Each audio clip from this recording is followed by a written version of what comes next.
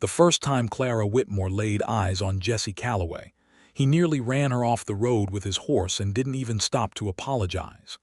It was the summer of 1878, and the town of Millhaven, Texas, sat baking beneath a sun so fierce it turned the dust in the street to something that shimmered and shook like liquid copper.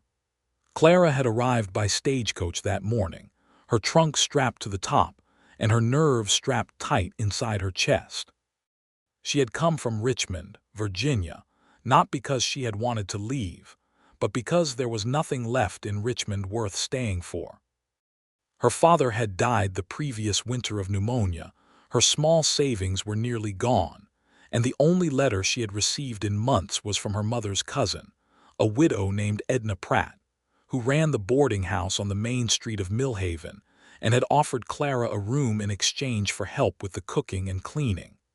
It was not a romantic beginning to a new life, but Clara had told herself it was a beginning, and that was enough. She had stepped off the stagecoach with her carpetbag in one hand and her hat pressed down against the wind with the other, squinting against the brilliant glare of the western sky, taking in the single long street of Millhaven with its general store, its blacksmith, its small church with a crooked steeple, and the saloon that sat at the far end like a punctuation mark on a sentence she wasn't sure she wanted to read. The town was dusty and raw and nothing like the magnolia-lined streets of Richmond, and Clara had swallowed the knot in her throat and reminded herself that she was 22 years old, that she was capable, and that she had survived worse than a new town. That was precisely when the horse came thundering around the corner of the general store. It was a massive bay stallion, all dark muscle and flying mane, and its rider was leaning low over its neck, as though he and the animal were one single, furious thing moving through the world at a speed that had no business existing on a main street. Clara leaped backward, stumbling over the step of the boardwalk, catching herself against the post of the awning overhead. Her carpetbag swung wide and knocked against the wooden railing. The horse and rider blasted past in a gust of hot air and churning dust, and she stood there, heart slamming, watching them go. She caught only a glimpse of the man.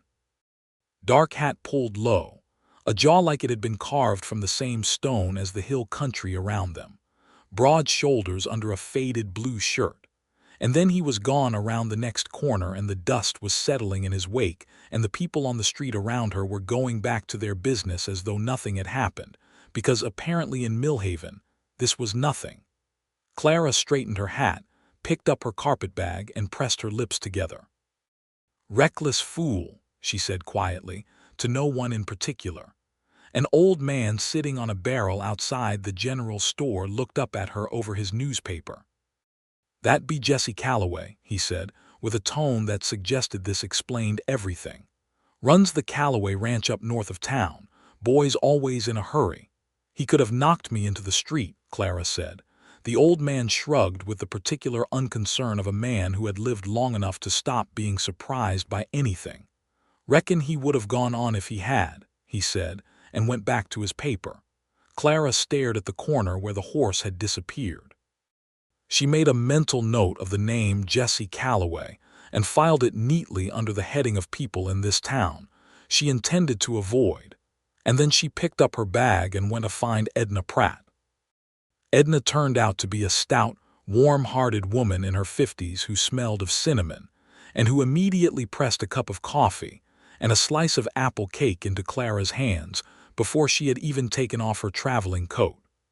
The boarding house was clean and well kept, with a small parlor that caught the afternoon light and a kitchen that was always warm.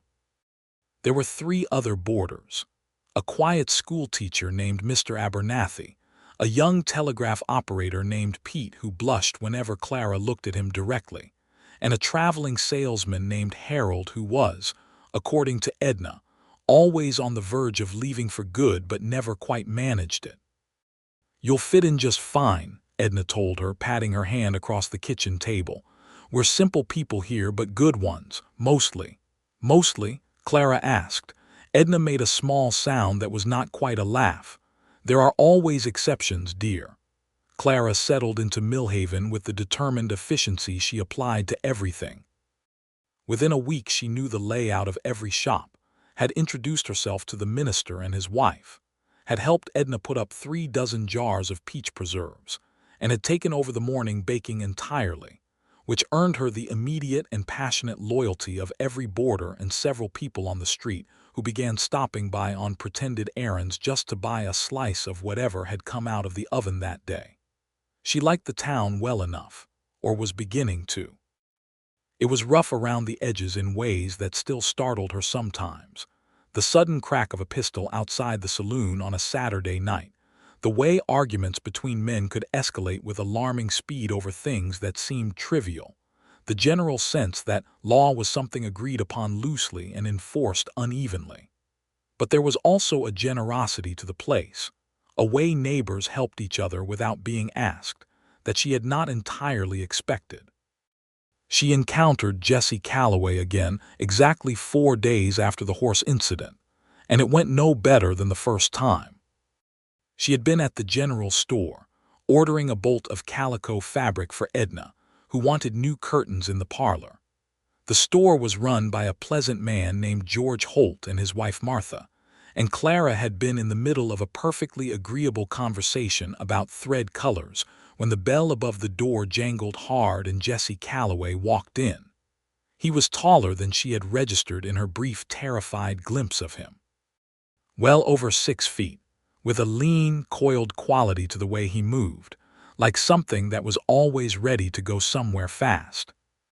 His hat was the same dark one she had seen before, and up close she could see that his face was weathered by sun and wind, his eyes a shade of gray that was almost green, sharp and assessing in a way that made her feel briefly as though she was being judged and found unremarkable. He wore a pistol on his hip with the ease of someone who had grown up with it there, and his boots were dusty in a way that said he had ridden in from somewhere and hadn't bothered to clean up before coming to town. He walked straight to the counter without looking at her, placed a folded piece of paper in front of George Holt, and said, in a voice that was lower than she expected and completely devoid of pleasantries, "I need everything on that list by Thursday. The sugars for the bunkhouse. Short on coffee, too. Add 2 pounds. George looked at the list and nodded. "I'll have it ready." Jesse turned to go, and his elbow caught the edge of the bolt of calico fabric Clara had been examining, sending it rolling off the counter. It unrolled across the floor in a long blue cascade, and Clara instinctively stepped toward it. At the same moment, Jesse stepped back, and they very nearly collided. She looked up at him. He looked down at her. His expression did not change. "Pardon me," she said, because she was from Richmond and she had been raised to be civil even when other people were not. He did not say "pardon me" back. He did not say anything at all. He simply looked at her for one more flat, unreadable moment, and then he stepped around her and walked out of the store. The bell jangled again behind him. Clara stared at the door for a beat, then bent to gather the fabric. "Don't mind Jesse," Martha Holt said from behind the counter, her voice carrying that same resigned tone the old man on the barrel had used. "He's not what you'd call a social creature." "He's what you'd call rude," Clara said pleasantly, and Martha laughed. She thought that would be the end of it. She thought Jesse Calloway would remain at the perimeter of her new life in Millhaven, someone she occasionally glimpsed from a distance as he rode through town on that enormous bay horse, someone the townspeople referenced with a mixture of wariness and grudging respect, and someone she herself would continue to find thoroughly disagreeable. She had no plans to seek him out. She had enough to occupy her: the boarding house, the baking, the slow and careful business of building a life in a strange place. But Millhaven was a small town, and small towns have a way of arranging collisions between people whether those people want them or not. The occasion for the third encounter was the Millhaven Summer Social, which was held on the first Saturday of August in the field behind the church. It was the sort of event that a town like this held together with a great deal of community effort and genuine goodwill: long tables covered with checked cloths, and loaded with food that every family had contributed, fiddle music that started at mid-afternoon and went until dark, children running wild through the tall grass, older couples sitting in chairs along the edges, and watching everything with the satisfied air of people who have seen it all before. Edna had insisted Clara come, and Clara had been genuinely happy to, because she had packed a lemon cake and an apricot pie, and she wanted to see people eat them. She had dressed carefully in her best summer dress, a soft green muslin that was practical enough for the Texas heat but pretty enough that she felt like herself in it, like the version of herself she wanted to be in this new place. She was standing at the dessert table, cutting the lemon cake into slices and handing them to anyone who came near, when she noticed Jesse Calloway standing at the edge of the gathering with two of his ranch hands. He was not talking to anyone. He was simply standing there, holding a tin cup, his hat pushed back slightly on his head, his eyes moving over the crowd with that same measuring quality she had noticed before. He looked like a man who had come because some obligation required it and who was counting the minutes until he could leave. Their eyes met across the crowded field, and Clara felt a small jolt of something that she immediately categorized as irritation, because she had no reason to feel anything else about him. She looked away first and went back to cutting cake. She did not speak to him that evening, but she noticed, against her will, several things. She noticed that he helped old Mrs. Callahan carry her chair back to her wagon without being asked, doing it quickly and without fanfare, and that he said something to her that made the old woman laugh. She noticed that one of his ranch hands got too friendly with the whiskey and started to cause a scene near the dancing, and that Jesse appeared at the young man's shoulder like a shadow and said something very quietly, and that was the end of the scene. She noticed that he ate one slice of pie, and that the slice he chose from the dessert table was her apricot pie, and that he stood alone at the edge of the gathering eating it, and that his expression when he took the first bite was the most human expression she had ever seen on his face. She told herself firmly that she had not been watching him. She had simply been observing the gathering generally, as a new member of the community. The summer moved on. Clara's days fell into a rhythm that she found increasingly satisfying. The mornings were for baking and breakfast at the boarding house. The mid-mornings she spent helping Edna with whatever needed doing, mending, preserving, bookkeeping for the boarding house, which turned out to be something Edna did not enjoy and Clara was actually good at. In the afternoons she often walked, because the land around Millhaven, for all its rawness, had a beauty that kept surprising her. The sky was enormous, in a way the sky in Richmond never had been, and the hills to the north rolled up against it with a wild golden quality in the afternoon light that she had started to find genuinely lovely. It was on one of these afternoon walks in mid-August that she first saw the hill. She had gone farther north than usual, following a trail that wound up through the scrub oak and cedar, and she had crested a small rise and stopped. To the north, perhaps 2 miles distant, there was a hill that sat apart from the others, rounded at the top, with a single oak tree at its summit that stood out against the sky like something deliberate. On the slope facing south facing her, there was something being built. She could see the framing of walls, rough-cut timber standing upright against the hillside, the skeleton of what might become a structure. Workers moved among the timber, small with distance but active. She stood looking at it for a long while, curious in a way she couldn't quite articulate. Then the wind came up and she turned back toward town. She asked Edna about it at supper. "That'll be on Calloway land," Edna said, ladling beans without looking up. "Jesse's been building something up there. Nobody knows quite what. He doesn't talk about it." "Is he building a house?" Clara asked. "Already has a house." "The ranch house is back from the road. You can see the roof if you know where to look." Edna set the ladle down and picked up her fork. "Building something else, apparently, up on that particular hill." "Why that hill?" Edna smiled in a way that suggested she had wondered the same thing and had no answer. "Like I said, he doesn't talk." Clara let it rest. But she found herself glancing north whenever she was outside, and once or twice she thought she could see, at the very limit of vision on a clear day, the shape of something growing on that hillside. September came, and with it the first softening of the heat. Clara had been in Millhaven 3 months, and something in her had begun to unknot, some tension she had been carrying since her father died, since she had packed her trunk and said goodbye to everything she knew, since the stagecoach had carried her westward into a life she hadn't planned. She was still lonely sometimes in the way you are lonely when you are surrounded by good people, but not yet fully known by any of them. But it was a gentler loneliness than it had been. The fourth significant encounter with Jesse Calloway happened on a Tuesday, in a way she could not have predicted, and that left her feeling simultaneously unsettled and strangely grateful, even though he was as impossible to read as ever. She had been walking back from delivering a basket of bread to Mrs. Callahan, who was elderly and lived alone at the edge of town, and who Clara had started visiting every week because the woman was sharp and funny and always had something interesting to say. The road back passed near the edge of the Calloway property, where the fence line ran along a low ridge.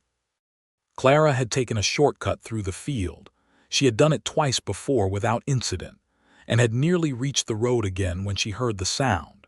It was a low, labored breathing from somewhere in the tall grass near the fence, and her first instinct was to freeze, because in Millhaven she had been warned about rattlesnakes with enough frequency that the sound of any unexpected thing in the grass made her cautious. But the sound was too large for a snake. She moved toward it carefully, pushing through the dry grass, and found a calf on its side, its leg tangled in a section of downed wire from the fence. The animal was young and frightened and had cut itself struggling, and it looked at her with enormous dark eyes full of animal panic. Clara did not know much about cattle, but she knew that the wire needed to come off the leg and that the calf was exhausting itself struggling, which was making everything worse.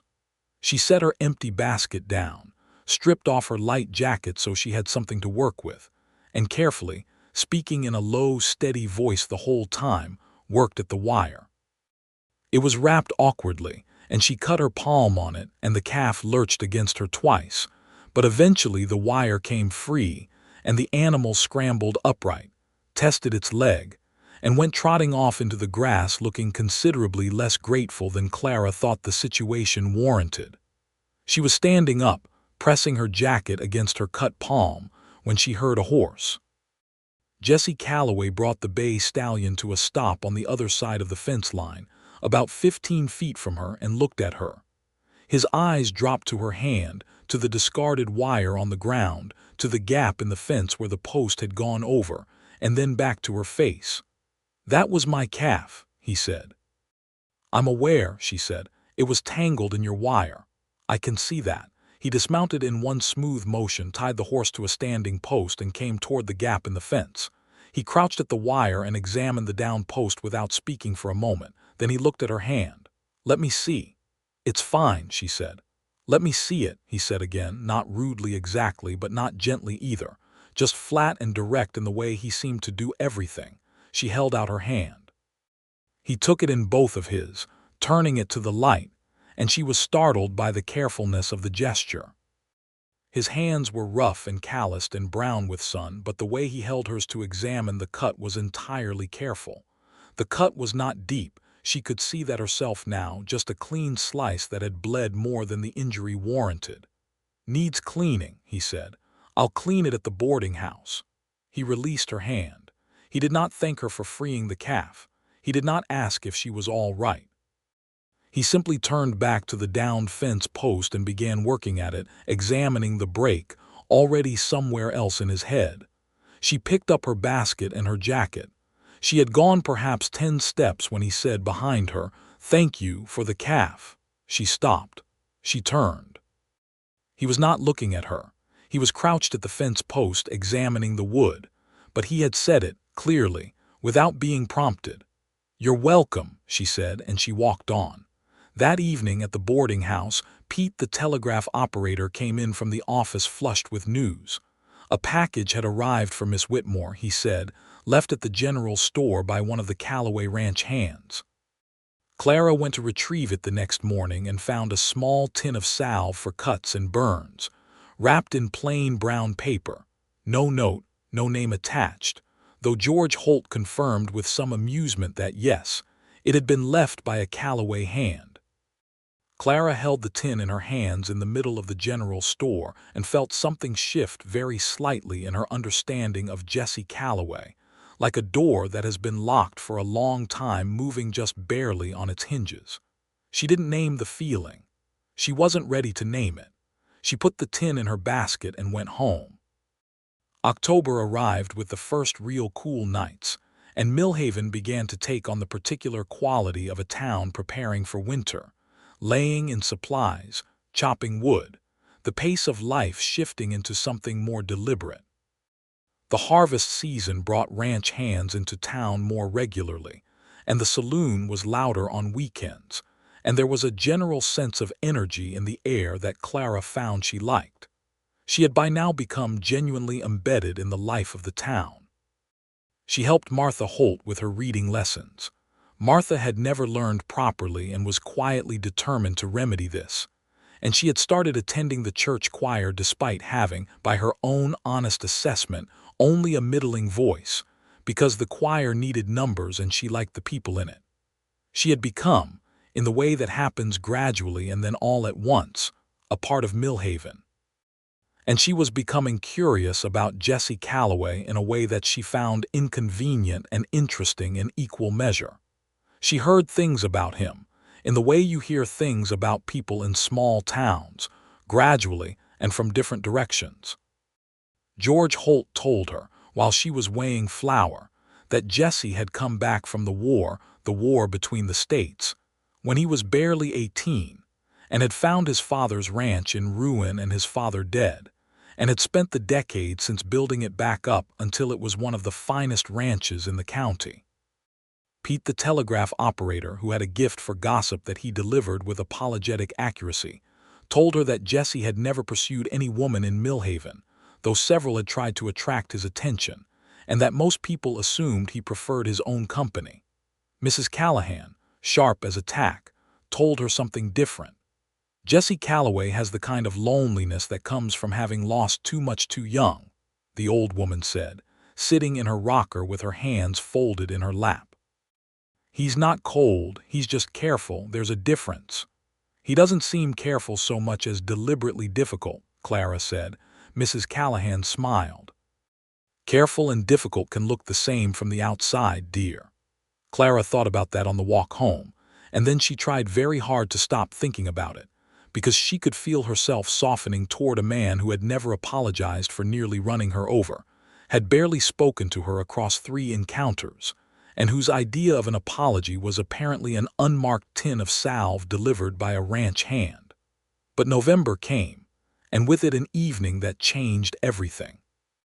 Clara had gone to the general store late in the afternoon to pick up supplies for Edna, and a late-season thunderstorm had rolled in off the plains with the abruptness that Texas weather specialized in. One moment, the sky was merely overcast, and the next it opened like a curtain dropping. She was still a quarter-mile from the boarding house when the rain hit, and within 30 seconds she was soaked through entirely, her basket clutched to her chest, hurrying along a road that was already turning to mud. The sound of a horse coming up behind her made her step to the side of the road. The horse slowed and stopped beside her, and she looked up to find Jesse Calloway on the bay stallion, looking down at her from under the dripping brim of his hat. "Get up," he said. She stared at him. Rain was running down her face. "Get up on the horse," he said. "You'll catch your death."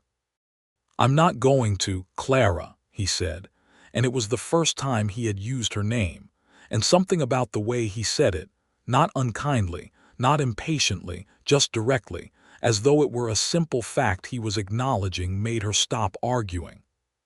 She took his extended hand, put her foot on his boot where it rested in the stirrup, and he pulled her up in front of him on the horse with an ease that suggested he had done this kind of thing before. She sat sideways, clutching her basket, intensely aware of how close he was, of the warmth of him in the cold rain, of the solidity of his arm that came around her briefly to keep her steady before she found her balance.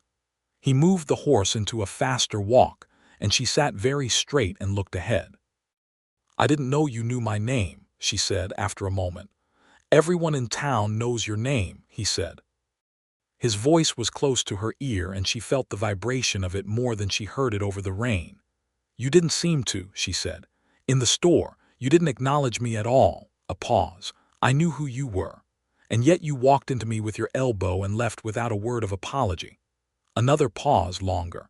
"That was poorly done," he said at last, and the admission seemed to cost him something, the way an honest thing costs a man who is more used to silence than explanation.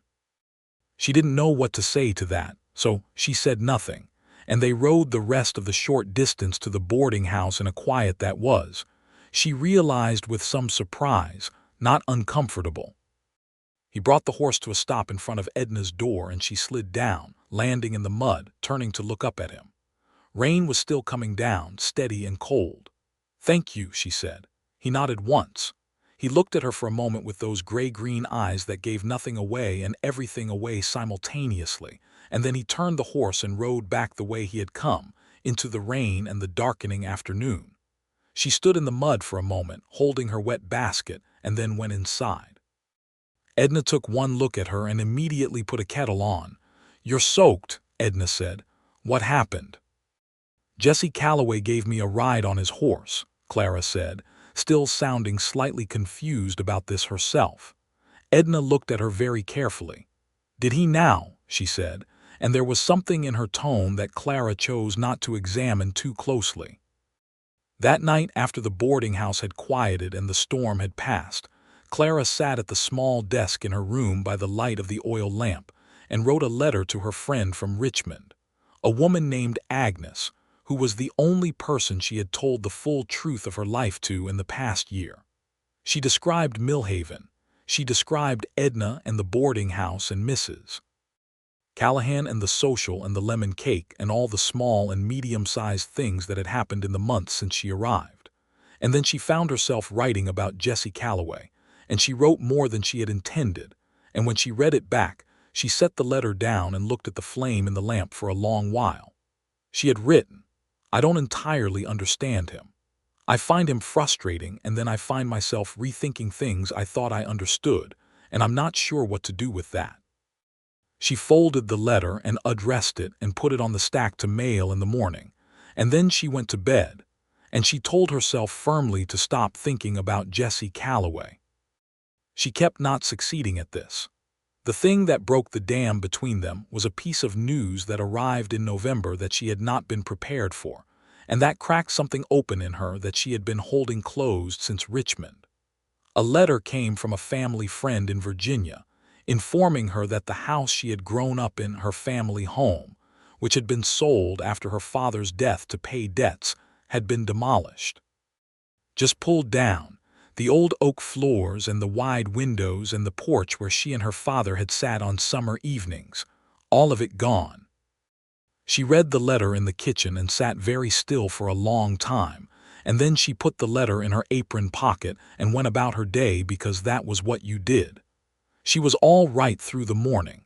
She was all right through the breakfast service and the cleaning up and the start of the bread for next day. It was the afternoon that defeated her.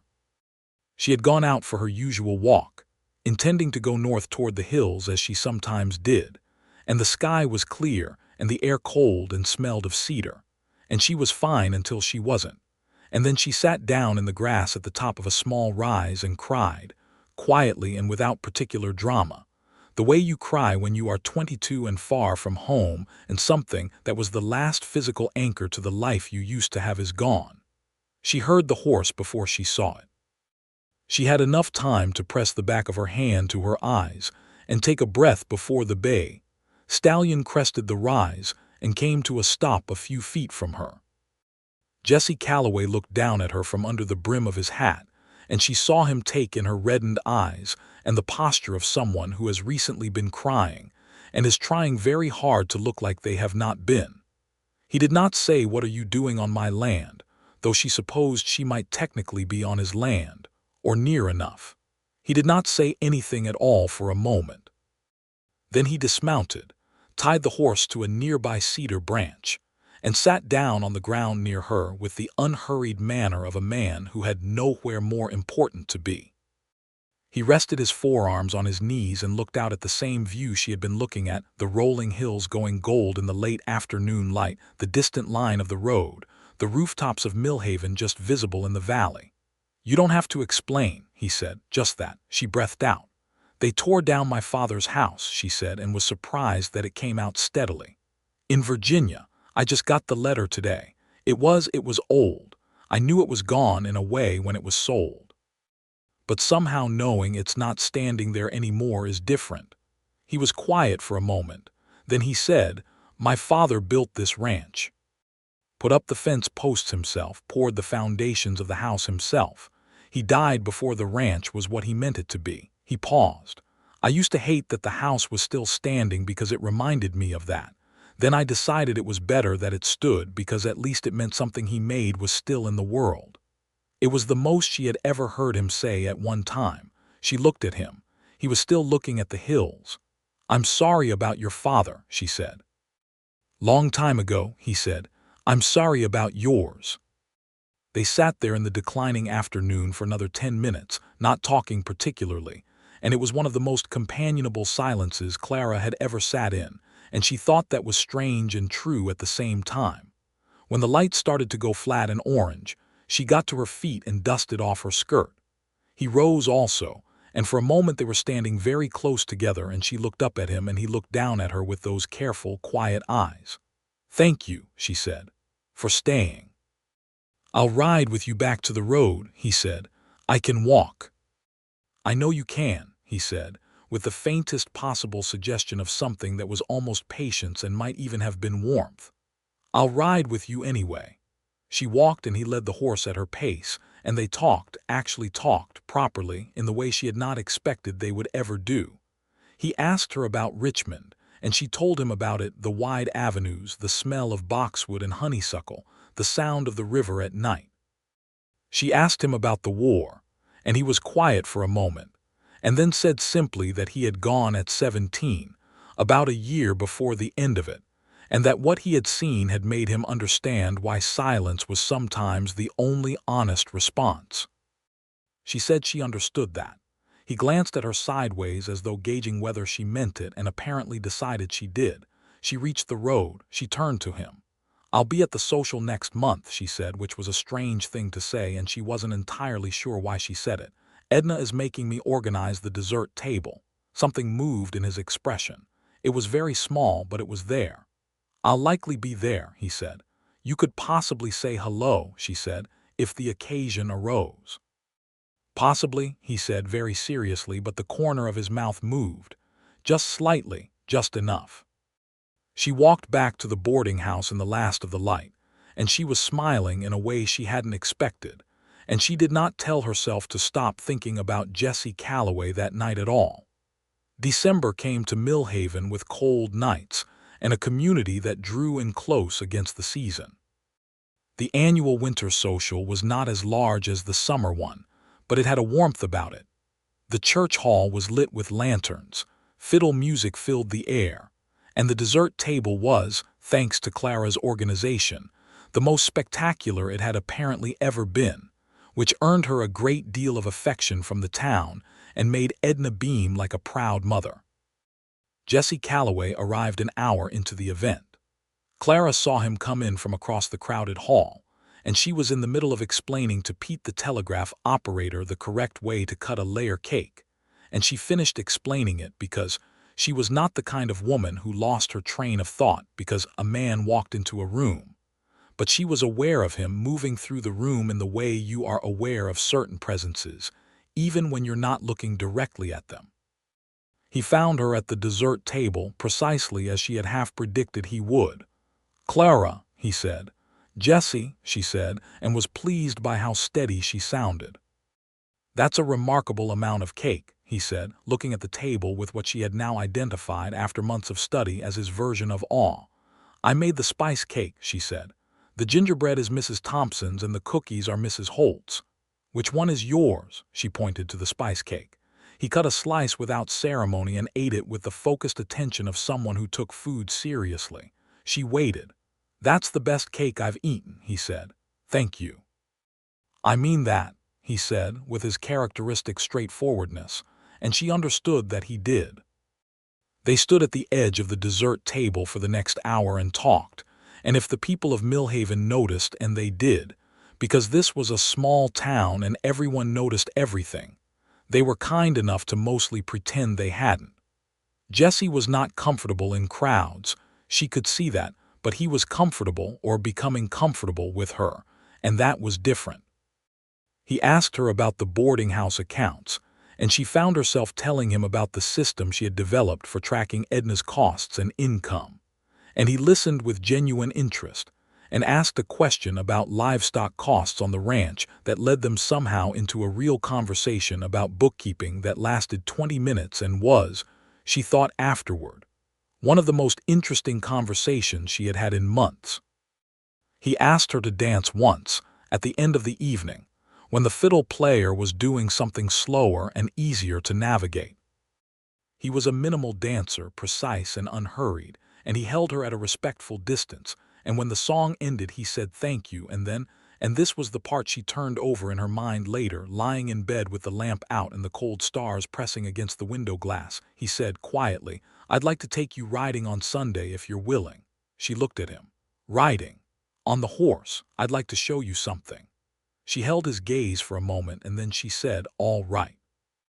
Sunday came overcast and cold but not unpleasant, and Jesse arrived at the boarding house at 10 in the morning with the bay stallion and a second horse, a gentle chestnut mare that he helped her onto with the same careful efficiency he seemed to apply to everything physical. They rode north out of town, and Clara realized after a few minutes that they were heading toward the hill she had seen from the distance in August, the one with the single oak tree at the summit, the one where workers had been building something. Her curiosity quickened, but she didn't ask. She had learned to let Jesse move at his own pace toward things he wanted to say.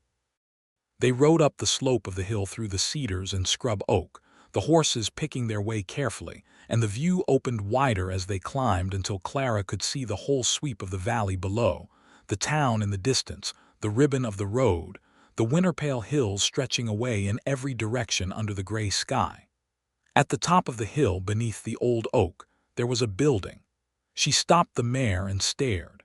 It was a house. Small perhaps by some measures, 2 rooms that she could see from the framing, though the walls were partly up and the roof was half done, the cut timber pale and clean against the dark bark of the oak. But it was not what it was that caught her breath. It was how it was positioned. It faced south, angled to catch the morning light from the east and the afternoon light from the west simultaneously, and from the unfinished doorframe where she stood looking out, the entire valley spread below like something painted. The view was extraordinary. She had not realized from below what the hill commanded. Up here you could see for 20 miles in every direction, the land rolling and golden even in winter, the sky enormous and luminous overhead. "What is this?" she asked, and her voice came out quieter than she intended. Jesse had dismounted and was standing a few feet from her. He had his hat in his hands, turning it slowly. She had never seen him do that before, this gesture that was unmistakably nervous, and the sight of it did something complicated to her chest. "I've been building it," he said, "for about a year." "I know, I saw it from the valley in the summer." She turned from the view to look at him. "What is it for?" He was quiet for a moment, and she could see him working towards something, this man who was more comfortable with silence than words doing the work of finding the words. "I built the ranch house 15 years ago," he said. "It's a good house. Practical, does what it needs to do." He paused. "I started this one because I wanted to build something for a different reason." "What reason?" He looked at her steadily. "Because I've been on my own a long time and I've been all right with that. I told myself it was what suited me, and then—" He stopped. He looked out at the valley for a moment. "And then someone came to this town and cut my calf free from a fence wire and sat on a hillside in the afternoon and made me say more words in one conversation than I'd said in a month, and I started thinking that perhaps I'd been wrong about what suited me." Clara stood very still. "I didn't know how to talk to you," he said. "I've never been easy with people. I know I was not kind. When you first came here, I didn't set out to be unkind, but I know that I was." "You were," she agreed softly. "I know." He looked at the hat in his hands. "I don't have a good excuse, just a bad habit of keeping people at a distance until I don't need to anymore." He looked up at her. "I started this building in October, after that afternoon on the hillside when you'd been crying, and I didn't want to leave because I was afraid you'd go back to being a stranger to me, and I found I couldn't stand that idea." The wind moved through the oak overhead with a sound like a long breath. "You built this," she said, and she had to press her lips together for a moment. "For me." "I built it thinking of you," he said. "Thinking of the kind of place someone who loves sky and light and views would want to be. I don't know if I don't presume to." He stopped, started again. "I built it hoping that someday you might want to see it, and that perhaps if you saw it, you might understand something I don't know how to say any better way." Clara looked at the building and then she looked at him, and she thought of the man who had nearly ridden her down in the street and hadn't stopped, and the man who had sent an unmarked tin of salve because he couldn't apologize in person yet, and the man who had sat down in the grass beside her on a hillside and said, "You don't have to explain," and the man who was standing here now, turning his hat in his hands, having built a house on a hill because he loved a view that she loved. "Jesse," she said. He looked at her. "Come here," she said.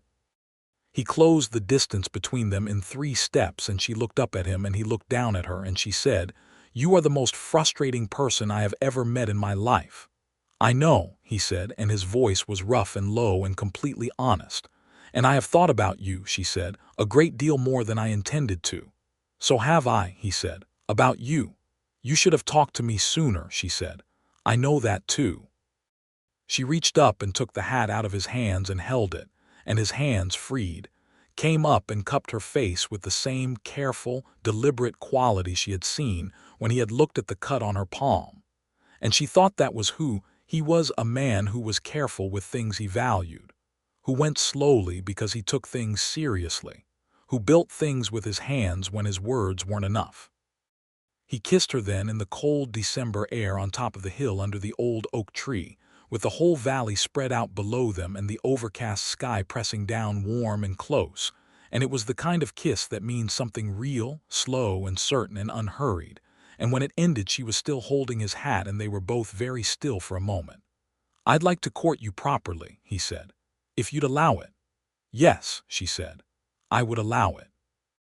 I should probably have started by apologizing for nearly running you over in the street," he said. She laughed, and the sound of it surprised both of them, the way laughter does when it comes from the right place. "Yes," she said, "you probably should have." "I'm sorry," he said with perfect sincerity, "for that, and for the elbow in the store, and for all the times I was cold," she offered. "I was going to say less than I should have been." "That's a kinder way of putting it," she said. They stood together on the hill for a while longer, looking at the view, and she thought that the building around them, half-finished and open to the sky, was already more beautiful than most completed things she had seen, because of what she now understood it meant. He rode with her back to town and helped her down from the chestnut mare in front of the boarding house, and before she went in she turned and said, "Sunday next, I'll make that spice cake, if you come to Sunday dinner." "I'll come to Sunday dinner," he said, with the gravity of a man making a genuine commitment. She went inside.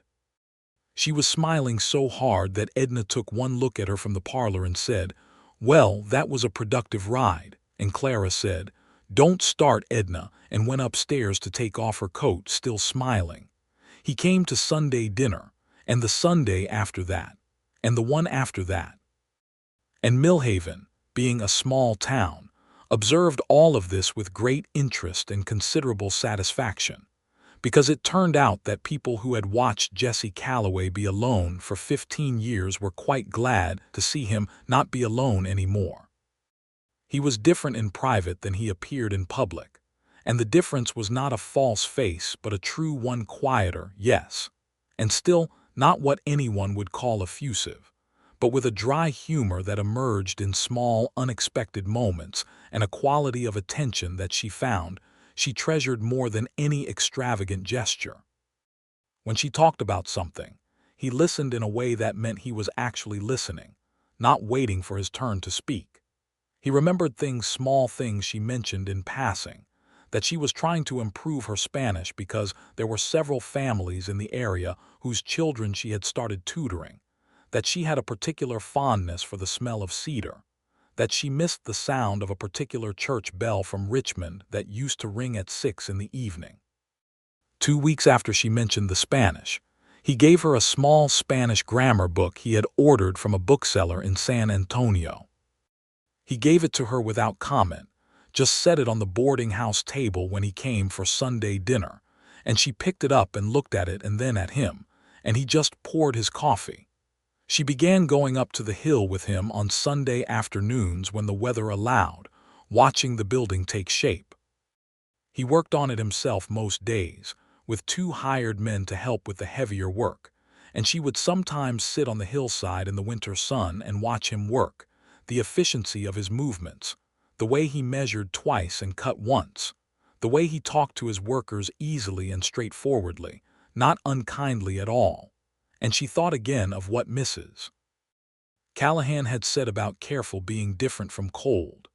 January brought a hard freeze that stopped work on the building for 3 weeks, and Jesse was occupied with the cattle through much of it, riding out in weather that Clara would not have gone out in, because the cattle needed moving and the work did not stop for cold. She worried about him in a way she had not particularly planned to worry about anyone, and when he came for Sunday dinner those weeks, he came in cold and tired, and she made sure there was extra food on the table without making a production of it, and he ate with the focused appreciation of someone genuinely hungry. And afterward he would sit by the fire in Edna's parlor and talk, not a great deal, but enough, and she sat across from him and thought that this was one of her favorite things. This particular quiet, this particular firelight. February and the freeze broke and work on the hill resumed. She had told him at some point in the middle of January about her father, really told him, not the summary version she had been giving people since she arrived. The whole story, the long illness, the debts, the sale of the house, the sense of having the floor drop out from under her life in such rapid succession that she had barely had time to feel each loss before the next one arrived. He listened through all of it without filling in the spaces, and when she was done he said, "You did a hard thing. Coming out here, building something new. You did the same," she said. "I was young and I had no choice," he said. "Neither did I," she said. "And I think we make the same choice look different from the outside than it feels from the inside." He considered that for a moment. "You're right," he said. "I know," she said serenely, and he did the thing where the corner of his mouth moved and she counted it as a victory.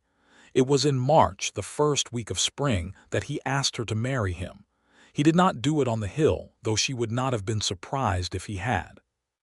He did it in the most ordinary possible setting, which was somehow entirely appropriate for who he was, on the front porch of the boarding house, on a Tuesday evening, after he had walked her back from Mrs.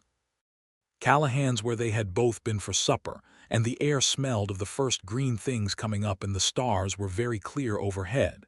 He had been quiet the walk back, which was not unusual, but there was a particular quality to the quiet that she had learned to recognize as him working up to something. He stopped on the porch step and looked at her. "Clara," he said. "Yes," she said. "I'd like to marry you," he said, "if you're willing."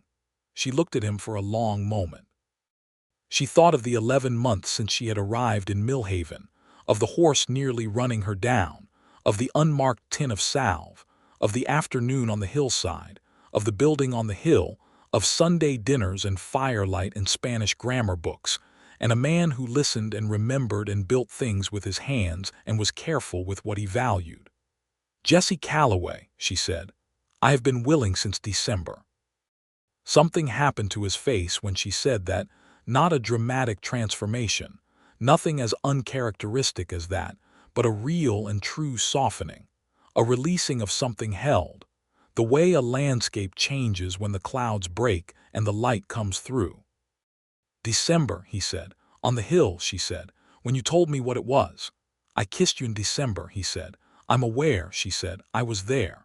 He came up the step and stood very close and looked at her with those gray-green eyes that she had once thought gave nothing away and now knew gave everything away if you knew how to look. I don't have a ring yet, he said. I haven't ordered one. Order one, she said. I'll wait. The ring arrived from San Antonio 3 weeks later. It was simple and perfect. A band of gold with a small inset turquoise stone, the color of a Texas sky in the first clear morning after a storm. And she loved it without reservation the moment he put it on her hand on the boarding house porch on a Sunday afternoon in late March with Edna watching from the window and very obviously trying to pretend she wasn't. The town of Millhaven received the news with a warmth that genuinely moved Clara. The women of the church brought food to the boarding house that week in the tradition of celebrating good things, and George Holt gave Jesse a firm handshake and told him he had done well. And Pete the telegraph operator, who had by now given up any notion of his own chances and moved into pure benevolent goodwill, said Clara was the finest woman he had ever met and Jesse was a lucky man. And Jesse agreed with this so simply and directly that Pete shook his hand twice. Mrs. Callahan, when Clara came to tell her on Thursday, listened to the whole account with shining eyes and said, I knew it. From the first time you mentioned him. When you called him rude, I knew. I called him cold, Clara said. You called him rude first, Mrs. Callahan said firmly. I remember, and I thought this girl is paying attention. That's how it starts. They were married in the Millhaven church on a Saturday in May when the hills were green and the morning air was washed clean, and the whole town came because the whole town had been invested in this for months. Edna cried. Pete the telegraph operator played the fiddle for the reception afterward with more enthusiasm than skill. Martha Holt brought flowers from her garden and spent an hour that morning arranging them in the church, because she said someone had to do it properly. Harold the traveling salesman, who had still not managed to leave Millhaven, gave a toast that was surprisingly heartfelt.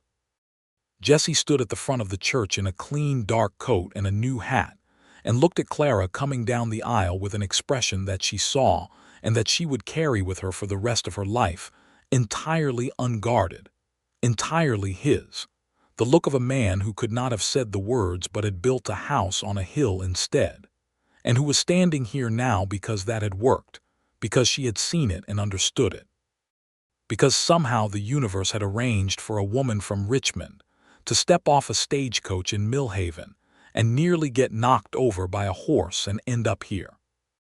You look extraordinary, he said quietly when she reached him. Thank you, she said. You don't look bad yourself. The corner of his mouth moved. They were married. They went up to the hill that same afternoon, the two of them alone in the late golden light of the May evening, and stood in the completed doorway of the little house on the hill. It was finished, the walls, the roof, the floor of smooth-sanded boards, the windows that caught the light from the east and the west simultaneously. It was small and beautiful and absolutely, entirely theirs. She stood in the doorway and looked out at the valley below, the road winding through the golden hills, the rooftops of Millhaven in the distance, the enormous sky pressing warm and blue overhead. We'll need more furniture, she said. I know, he said. I have a bed and a table, that's a start. A start, she agreed. She turned and looked into the house at the whitewashed walls, the fireplace he had built from local stone, the two windows he had positioned so the morning light came in from one side and the afternoon light from the other. It's perfect, she said quietly. It's yours, he said. Ours, she corrected. He put his arm around her shoulders and she leaned into him, and they stood there in the doorway of their house on the hill in the last of the May evening light, looking out at the land that was now their life together. They spent the first months of their marriage dividing time between the hill house and the main ranch house, which was where most of the daily work of the ranch was centered. Clara threw herself into the life of the ranch with the same determined competency she had thrown into the boarding house, and she was good at it in ways that surprised even her. The bookkeeping she had already known she could do, and she took over the ranch accounts within the first month with Jesse's grateful and largely silent approval. But she was also useful in ways she hadn't anticipated. She had a clear head for organization and supply, and she renegotiated the arrangement with the feed supplier in September and saved them $20 a month, which Jesse noted with the quiet satisfaction of a man who has made a good choice. She also became, in those months, more truly herself than she had been since before her father died. The life was physical and demanding in ways she hadn't known life could be, and she was often tired in the evenings in a way she found satisfying rather than dispiriting. She learned to ride properly, beyond the basics, until she and the chestnut mare had an understanding. She learned the cattle enough to be useful. She continued the tutoring she had been doing for the Spanish-speaking families in the area, which expanded to include reading lessons for several of the older children, and which she found deeply rewarding in a way that grounded her. And she and Jesse built a life together in the small and large ways that lives are built, which is to say through 10,000 ordinary moments that each carry more weight than they appear to. They were different in temperament. She was quicker to talk and quicker to decide, and he was slower in both respects, but often right in ways that her speed occasionally caused her to miss. And they learned to navigate this with the grace of two people who genuinely wanted to understand each other. They argued occasionally, and both of them were stubborn enough that arguments could go on longer than strictly necessary. But they also both had a deep investment in fairness that meant they worked through things honestly rather than around them. He never stopped being a man of few words, but she had long since stopped reading this as coldness and had come to understand it as his particular texture of integrity. He did not say things he didn't mean, and so when he said things, they meant everything. He told her he loved her at the end of October, their first autumn together, standing in the kitchen of the ranch house while she was making bread, and he said it so simply and directly, as though it were a statement of fact that had simply been waiting for the right moment to be spoken aloud, that she turned from the bread with her floury hands and looked at him, and felt the words settle into her like something that had always been there and had only now been named. "I love you too," she said. "I have for a very long time." "Since when?" he asked. Honestly, she thought about it. "Since you sat down beside me on the hillside and didn't ask me to explain." He was quiet for a moment. Then he came across the kitchen and kissed her, flower and all, and she laughed into it, and he kept his hands carefully away from her hair, which she had done up nicely that morning, and the care of that gesture was so entirely him that she loved him more for it. By the following spring they had begun to talk about children, in the oblique way people who want the same thing approach it before naming it directly. Jesse was careful about the subject in the way he was careful about things that mattered greatly to him.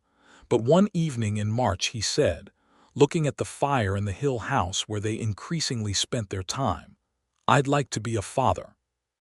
I think I'd be better at it than I was at most social things." "You'd be a wonderful father," she said, and she meant it with all the certainty she had. "You're patient and you're honest and you're the kind of man who builds things so people have a place to stand." He looked at her sideways. "That's a kind way to put it." "I'm a kind person," she said. "You're an honest person," he said, "which is better." Their son was born in January of 1881, on a cold, clear night in the Hill house with the midwife from town and Edna present, and Jesse pacing the main room of the ranch house below because that was what was expected of him, though Clara suspected from the sound of his footsteps that he covered approximately 5 miles of floor before the night was done. The baby was large and healthy, and came into the world with considerable noise, which, given who his father was, struck Clara as somewhat ironic. Jesse came in when the midwife called him, and stood at the edge of the bed looking at the baby in Clara's arms with an expression she had only seen one other time, that same unguarded, entirely his expression from the church on their wedding day. He sat beside the bed and she put the baby into his arms, and he held the child with the same careful deliberateness he brought to everything, and looked at him for a long time without speaking. "He's perfect," Jesse said at last. "He is," Clara agreed. "He has your eyebrows." Jesse looked at her. "What's wrong with my eyebrows?" "Nothing," she said. I find them extremely expressive." The corner of his mouth moved, and the baby, as though understanding that this was an important family trait, chose that moment to make a small satisfied noise and go to sleep. They named him Robert James Calloway, Robert for Clara's father and James for Jesse's. The town of Millhaven received him with the enthusiasm it brought to all things concerning this particular couple, and Edna cried again, which was becoming a pattern. Robert James Calloway grew into a sturdy, curious, loud little boy who had his father's eyes and his mother's mouth, and a combination of both their temperaments that expressed itself as a child, who was simultaneously and enthusiastically interested in everything and deeply thoughtful about whatever he had decided to focus on. He was, as Jesse had predicted, entirely wonderful to be a father to, and Clara watched Jesse with him in the evenings at the Hill house, the boy on his knee while Jesse read to him or told him things about the land and the sky, and felt a fullness in her chest that she had no adequate words for. In the summer of 1882, when Robert was 18 months old and just beginning to form words with great conviction and variable accuracy, Clara discovered she was expecting again. She told Jesse on the hill, in the evening in the doorway of their house, because that was where the important things between them seemed to happen, and he received the news with the same quiet intensity he had brought to all of it, the stillness of a man containing a large feeling, and then he pulled her close and held her and said into her hair very quietly, "I used to think I was not the kind of man this kind of life was for." "You were wrong," she said into his shoulder. "I was wrong," he agreed. Their second child, a daughter, arrived in March of 1883. They named her Eleanor, and she was from the first hours of her life a person of strong opinions, which she expressed with remarkable clarity for someone with no language yet, and which only intensified as she grew. Eleanor had her mother's boldness and her father's stubbornness, and she also had, from the very earliest age, a love of the view from the hill that Clara found extraordinarily moving. The way the child would sit at the doorway and look out at the valley below with a quality of attention that was entirely her father's. The Hill house became what Clara had always known it would be, not just a building but a gathering point, a place where the family lived most fully. They added a room in 1884, and another in 1886 when a third child arrived, a son they called William, who was a calm and sunny-natured boy quite unlike either of his siblings in temperament but beloved by both. The ranch grew and prospered in these years in the particular way that sustained hard work and good judgment produce. Not dramatically, not in the sudden fortune manner of boom times, but steadily and solidly, and Jesse was known throughout the county as a reliable man, which was in the vocabulary of that world and that time high praise indeed. Clara continued to do the accounts and had expanded into doing bookkeeping for 2 other ranches and the general store, which George Holt was grateful for because he had, as he freely admitted, no head for numbers, and which gave her an independence and engagement outside the domestic sphere that suited her. She tutored children, Spanish-speaking and English-speaking both, and she was proud of this in a way she felt no need to diminish. In 1885, a new schoolhouse was built in Millhaven, and she helped organize the fundraising for it and select the first proper schoolteacher, a capable young woman from Austin who stayed for 12 years. Clara thought about the injustice she had seen in those years too. The way the Mexican families in the region were often treated as less than what they were, the way the law bent convenient in some directions and inconvenient in others, and she spoke about these things when the occasion arose, plainly and without performance, in the manner of someone who had decided early that having a view meant being willing to say it. Jesse listened when she spoke about these things. He was not always as ready as she was to put things into words, but he acted. He paid his Mexican ranch hands what he paid everyone else, no more and no less for the same work, which was not universal in the region, and which earned him both some respect and some hostility, and which he accepted with equal equanimity. There were hard years mixed in with the good ones. A drought in 1886 that hit the cattle hard and required difficult decisions about the herd. The death of Mrs. Callahan, who went peacefully in her sleep at 91, and who Clara grieved with a genuine and specific sadness, because the old woman had been sharp and honest and had known something true about people and love. Edna's health failing in the late 1880s, which brought Clara back to the boarding house more regularly, sitting with her cousin's widow in the evenings and reading to her and making sure she was comfortable, because that was what you did for people who had been good to you.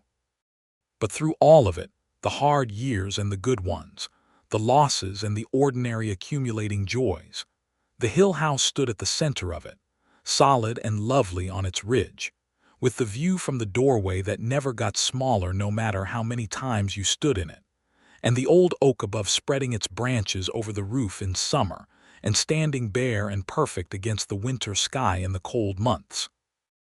And the light coming in from the east in the morning and the west in the evening, just as Jesse had planned it, all those years ago, before he had even told her what he was building. On their 10th anniversary, in May of 1888, Jesse took her up to the hill in the evening after supper, just the two of them, the children asleep at the ranch house with the cook watching them, and they stood in the doorway of the house that had been the beginning of everything real between them, and looked out at the valley below in the long golden light of a Texas evening. 10 years, she said. 10 years, he said. She leaned against him and he put his arm around her. Below them, the town of Millhaven spread its small rooftops in the valley, the church steeple still slightly crooked after all this time, the road still a long straight line out of town in both directions. The hills were green from spring rain and the sky was the color of deep water and the view was exactly what it had always been. "Do you know what I think about sometimes?" she said. "Tell me." That first day, when your horse nearly ran me into the street, she felt him stir slightly beside her, and I thought that man is rude and I meant to have nothing to do with him. Reasonable conclusion, he said. And then for months I thought you were cold, she said, every time I encountered you. Cold and unapproachable and unlikely to improve. Also reasonable, he said, and she could hear the quiet self-knowledge in it. And then I came up this hill, she said, and I saw what you had built here, and I understood something I hadn't understood before. He was quiet for a moment. What did you understand? She turned to look up at him. He looked back at her with those eyes that had been the first honest thing about him she had seen, that first day on the hillside when he had sat down beside her and said, "You don't have to explain," and every day since. "That you had been saying things the whole time," she said. "Just not with words." He looked at her for a long moment. Then he said very quietly, "I had only ever said them to you." She reached up and put her hand against his face. This man who had built a house on a hill when his words weren't enough, who had sent an unmarked tin of salve because that was the form his apology took, who had sat down in the grass beside a crying woman and simply stayed, who had become, over 10 years, the most known and knowing presence in her life, who was not cold at all and never had been, only careful, only waiting for someone who would stay long enough to see the difference. "I know," she said. He kissed her then, as the sun went down over the western hills, and the stars began to come out over the valley, in the doorway of the house he had built for her on the hill, and it was the same as that first kiss in December 10 years before and completely different, because 10 years of a real life together had made it carry more weight than she had known a kiss could carry. All the ordinary mornings and the difficult years, and the 3 sleeping children and the books and the accounts and the bread, and the cattle, and the sound of his footsteps on the floor when he was worried, and the corner of his mouth moving when he was amused, and the way he held things carefully when they mattered too. Him, all of it, all of them, contained in that one moment on the hill in the last light of a May evening.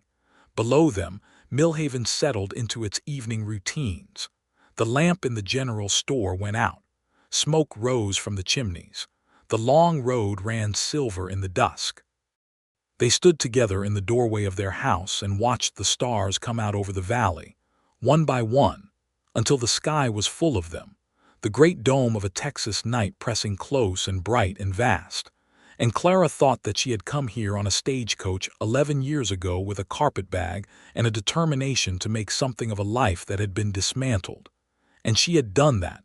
She had made something out of it, and it was more than she had known to hope for. She had a home on a hill with a view she loved. She had 3 children with their father's eyes and her own stubbornness, and their own particular natures that continued to surprise her. She had work that mattered and friends that were real and a town that she had become genuinely a part of.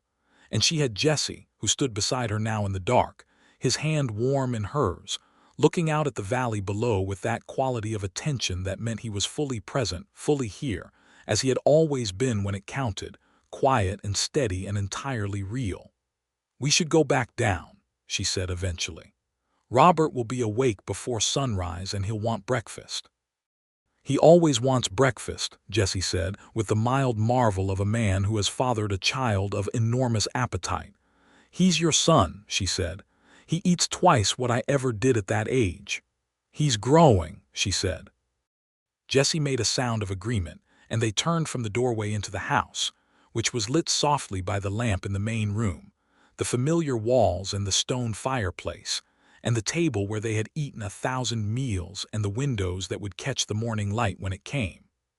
Clara stopped in the middle of the room and looked around at it, at all of it, at what had been built here on this hill, not just the walls and the roof and the floor, but everything that the walls and the roof and the floor had held.